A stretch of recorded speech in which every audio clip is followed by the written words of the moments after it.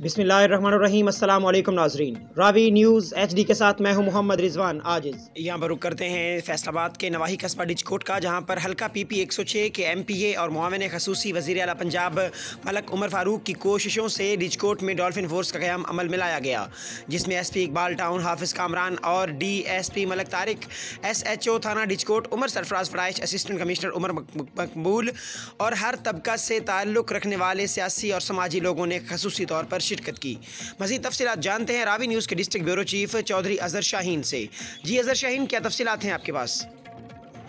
जी बिल्कुल, फैसलाबाद के नवाई कस्बा डिचकोट में MPA हल्का 106 और मामले खसूसी वज़ीर आला पंजाब मलक उमर फ़ारूक की कोशिशों से डिचकोट में डॉल्फिन पुलिस का क़याम अमल में लाया गया, जिसमें SP इकबाल टाउन हाफिज़ कामरान और DSP मलक तारिक, SHO थाना डिचकोट उमर सरफराज वड़ैच, असिस्टेंट कमिश्नर उमर मकबूल ने खसूसी शिरकत की।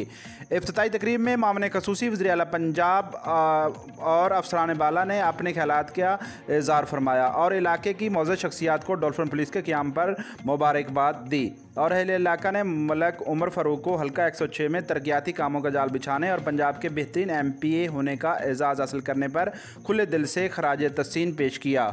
जी।